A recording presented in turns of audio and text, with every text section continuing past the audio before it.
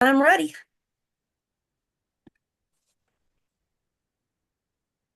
Many times, our clients are burdened with financial shame, embarrassment, or feelings of inadequacy.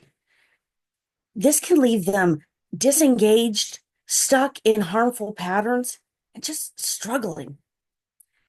Fortunately, we can have a powerful effect as financial counselors to be able to make space for their feelings, help reframe their money experiences, and lean into their strengths to be able to separate from the shame from their identity and grow in their financial capacity. Today, we're going to talk about the effects of shame, insecurity, and embarrassment, how to identify these feelings in our clients, and the types of best practices that we can use to help our clients work through these feelings.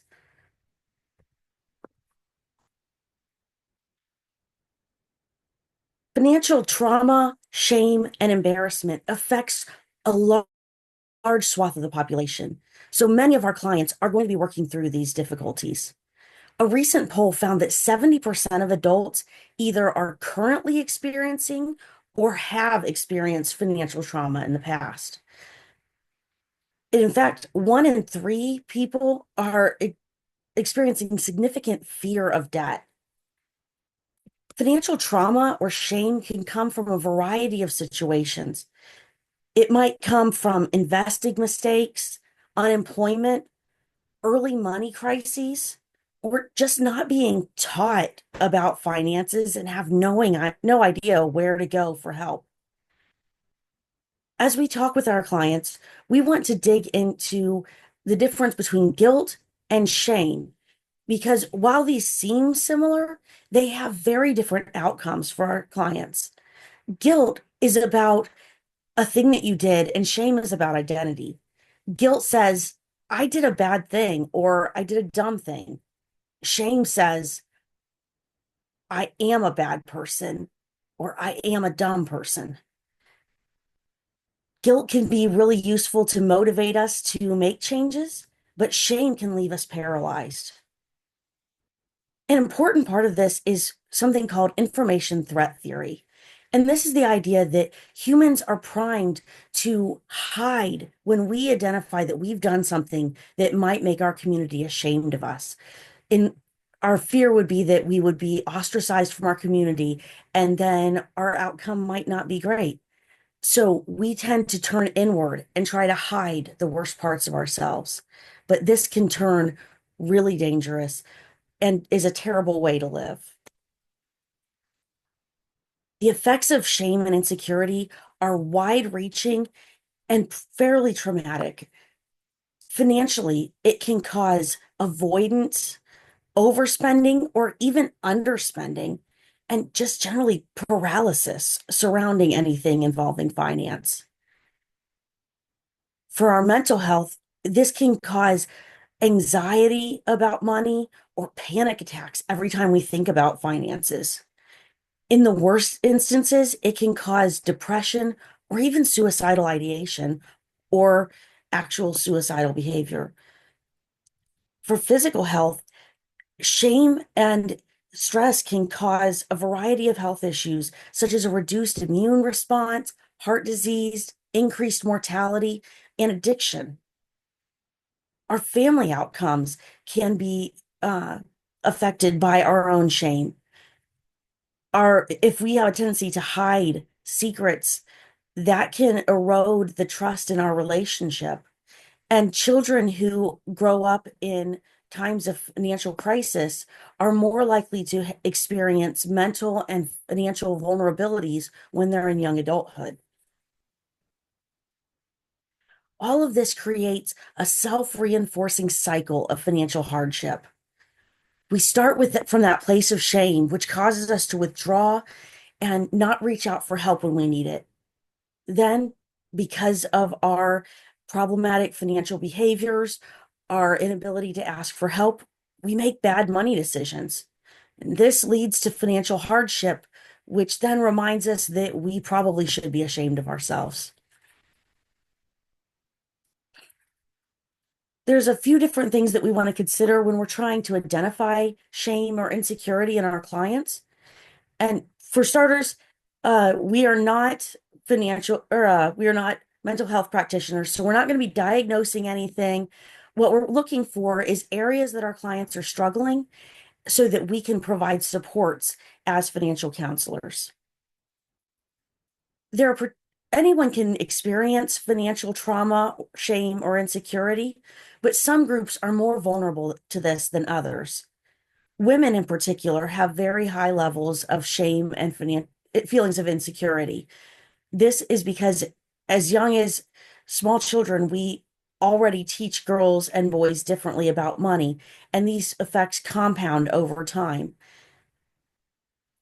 Those who are unmarried have to shoulder the burden on their own without having a partner who can provide support, a sounding board, or maybe a second income.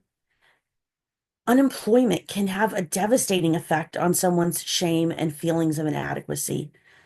A young man that I talked to recently was telling me about how he graduated from college and applied for 300 jobs and no one was calling him back.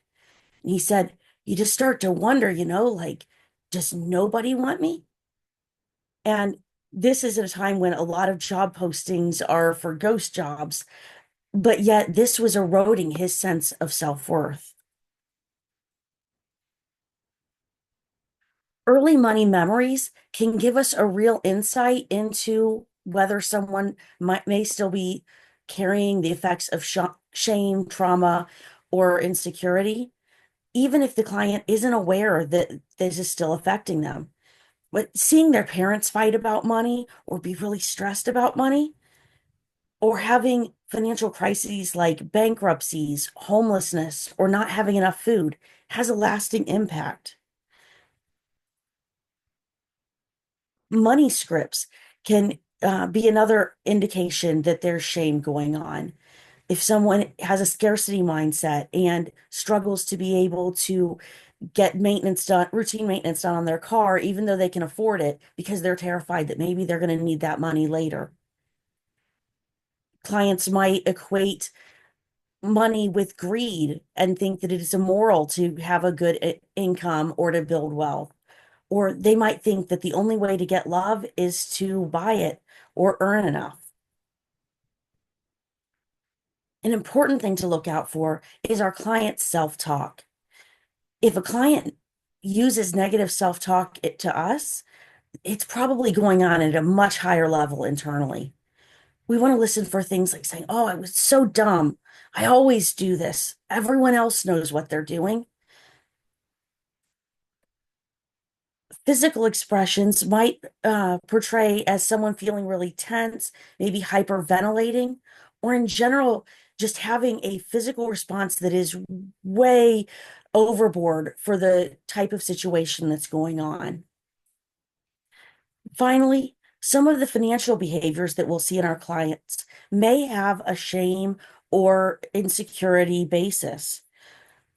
Money avoidance is very common with shame and financial insecurity, but also overspending and not paying attention to what our finances allow or underspending when we could afford to could be a result of trauma.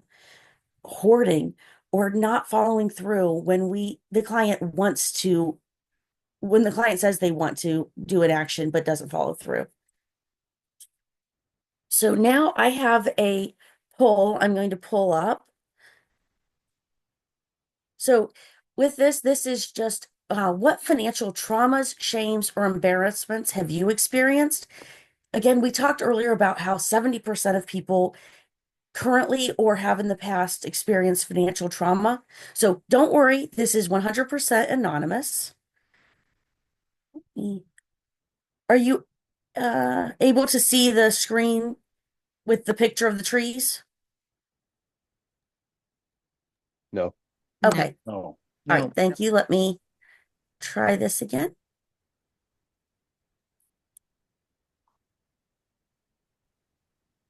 All right. How about now?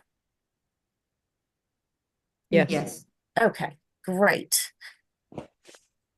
All right. So, uh, Here is a QR code up here.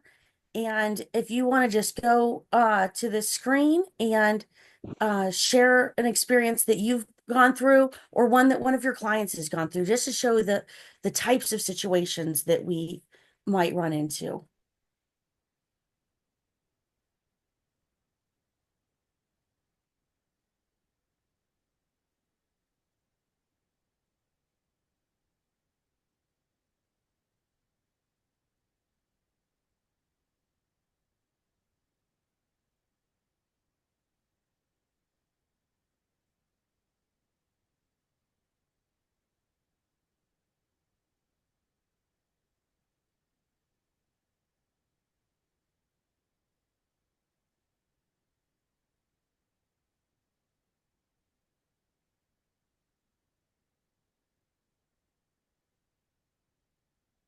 All right. Big one I'm seeing is bills. We've all been there. That can be very stressful. Work, helped child, uh, helped parents maybe,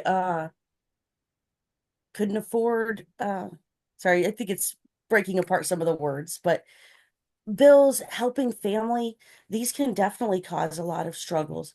Let's see, we've got, um,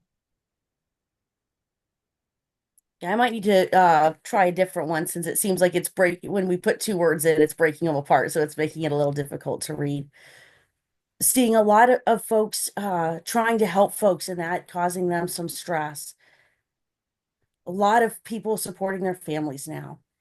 Thank you for sharing this. Let me get back to my other screen.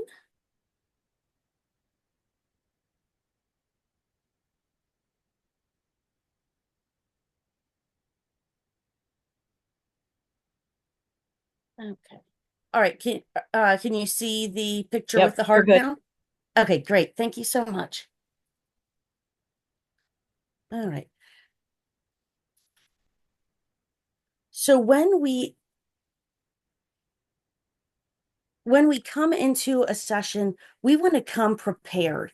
So what I mean by that is we want to have ourselves calm, at peace, and have our emotions well regulated. Often our relationships change as we do.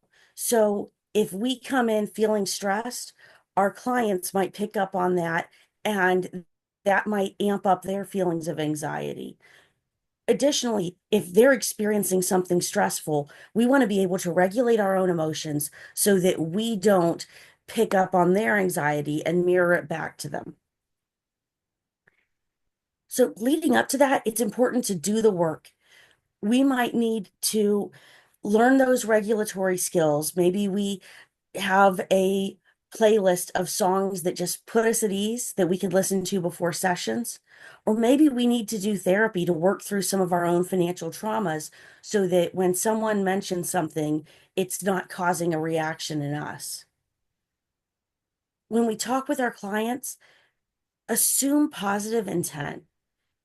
When I was the trainer in charge of my department at the factory, I made this my guiding principle. I assumed that everyone wanted to, that most people want to do a good job. And if they were missing the mark, I would look for opportunities to either give them information, more clarification about what was needed and why it mattered. I would give them training and teach them the skills that they would need to be able to do that activity. Then, if they still weren't making the mark, I would look to see if they needed some supports, if they were struggling in some way, or had a learning difference that I could help support. And usually that takes care of things. And that assumption of positive intent keeps us in on the client side. Always use shame-free language. Often we don't talk about finances, and we definitely don't talk about the things that we're embarrassed about our finances. So when a client is sharing their financial traumas or embarrassing moments with you, you might be the first person that they've ever uttered these words to. If we can make sure that our language is free of shame, is supportive and empathetic, we can help them realize that they don't have to keep all of that inside. Finally, we need to know when to refer.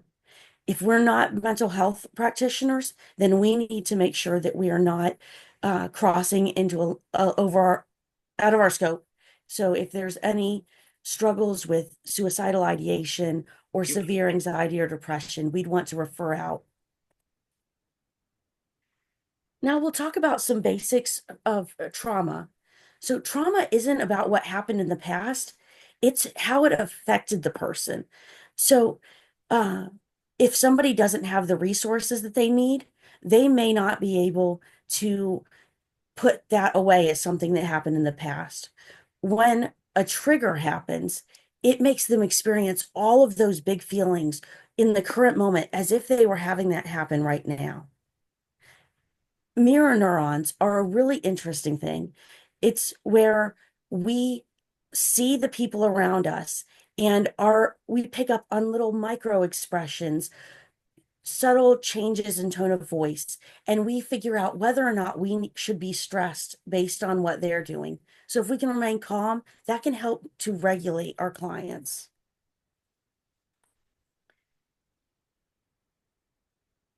An important thing to help clients work through feelings of shame is reframing and affirmations.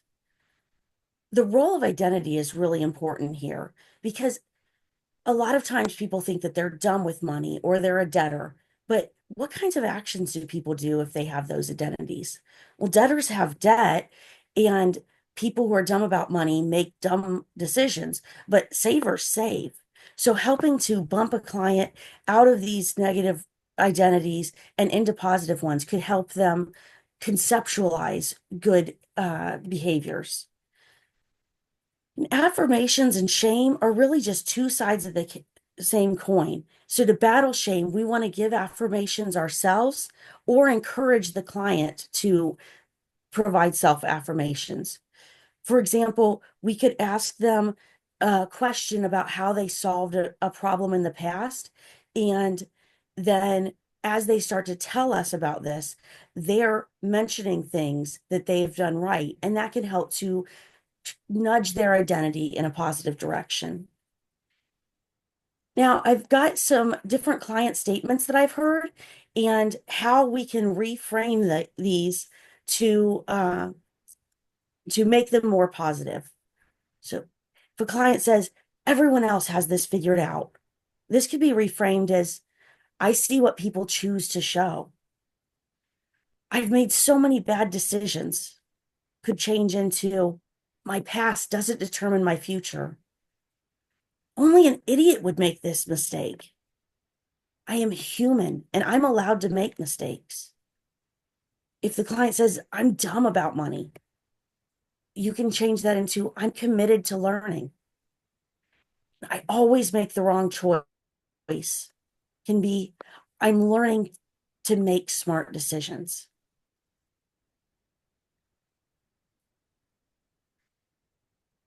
Scaling questions can be a very powerful way to help the clients provide self-affirmations and change their identity.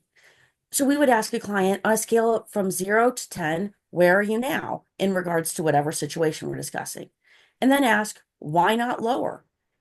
Just the act of asking them why they're not at a lower level will get them thinking of the things that they have done right.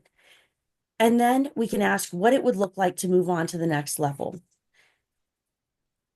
And then adapt as needed. Some clients struggle with the numeric scale, so we might have a bad, fair, and good level. Some supportive ideas that we can discuss or try with our clients are to be vulnerable. If we are willing to share our mistakes, then we can set ourselves up as a trustworthy person for our client to share their mistakes with. Avoid jargon because it makes someone feel like an outsider. And if you are going to use jargon, let them in on what that means. On our onboarding forms, we can ask questions such as, what's a recent financial decision you've made that you're proud of? And that can start the session and the relationship on a positive note. Set the client up for success. Instead of setting grandiose goals, set a little goal that they're certain to be able to make. For example, we know that mathematically, the avalanche method is going to save the most interest on a debt repayment plan. But if a client's highest interest rate debt is a huge debt, they might have to work really hard for months without attaining their goal. So in that case, the snowball method might be best. Let them luxuriate in their success. Leverage small victories into larger ones. And then finally, if we have in-person sessions, we could have a little basket with fidgets that could be useful to help regulate. So the last thing that I have uh, is, what ideas do you have to support clients through shame and insecurity? And you can just drop those in the chat.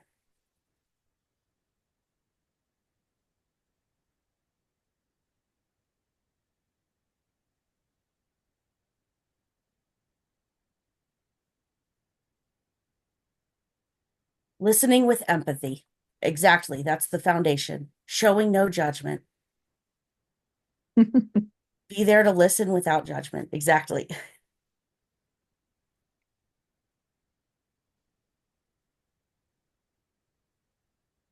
All right. So I'm going to leave you with a quote that I love. This is from Tiffany Aliche. If you can't figure out how to fix it, then the only way to break shame is to give voice to it. Give voice to the very thing that you're afraid of.